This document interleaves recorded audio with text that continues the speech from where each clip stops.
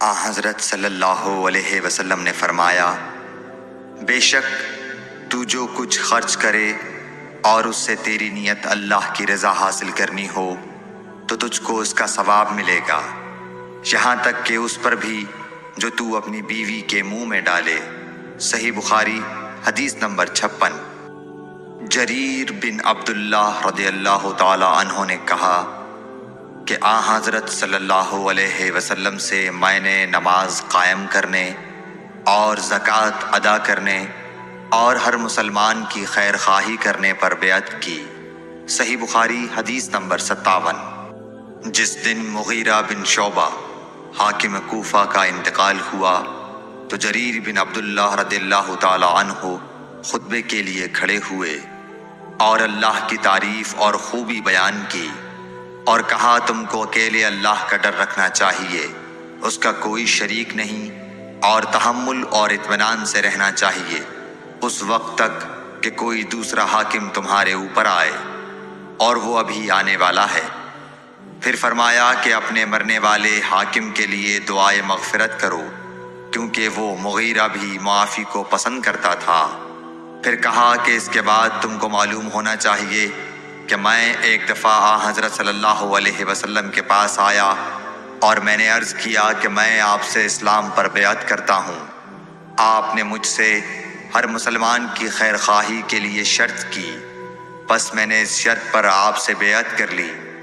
پس اس مسجد کے رب کی قسم کہ میں تمہارا خیر خواہ ہوں۔ پھر استغفار کیا اور ممبر سے اتر آئے۔ صحیح بخاری حدیث نمبر 58۔ ایک بار حضرت صلی اللہ علیہ وسلم لوگوں میں بیٹھے ہوئے ان سے باتیں کر رہے تھے، اتنے میں ایک دیہاتی آپ کے پاس آیا اور پوچھنے لگا کہ قیامت کب آئے گی؟ آپ صلی اللہ علیہ وسلم اپنی گفتگو میں مصروف رہے۔ بعض لوگ جو مجلس میں تھے کہنے لگے، آپ صلی اللہ علیہ وسلم نے دیہاتی کی بات سنی لیکن پسند نہیں کی، اور بعض کہنے لگے کہ نہیں، بلکہ آپ نے اس کی بات سنی ہی نہیں۔ جب آپ اپنی باتیں پوری کر چکے تو میں سمجھتا ہوں کہ آپ صلی اللہ علیہ وسلم نے یوں فرمایا، وہ قیامت کے بارے میں پوچھنے والا کہاں گیا؟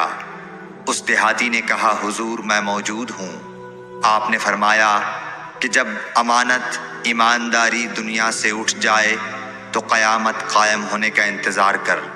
اس نے کہا، ایمانداری اٹھنے کا کیا مطلب ہے؟ آپ صلی اللہ علیہ وسلم نے فرمایا کہ جب حکومت کے کاروبار نالائق لوگوں کو سونپ دیے جائیں تو قیامت کا انتظار کر۔ صحیح بخاری حدیث نمبر 59۔ عبداللہ بن عمرو نے کہا کہ ایک سفر میں جو ہم نے کیا تھا، حضرت صلی اللہ علیہ وسلم ہم سے پیچھے رہ گئے، اور آپ صلی اللہ علیہ وسلم ہم سے اس وقت ملے جب عصر کی نماز کا وقت آن پہنچا تھا۔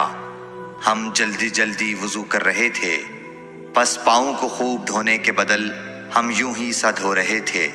یہ حال دیکھ کر آپ صلی اللہ علیہ وسلم نے بلند آواز سے پکارا، دیکھو ایڑیوں کی خرابی دوزخ سے ہونے والی ہے۔ 2 یا 3 بار آپ صلی اللہ علیہ وسلم نے یوں ہی بلند آواز سے فرمایا۔ صحیح بخاری حدیث نمبر 60۔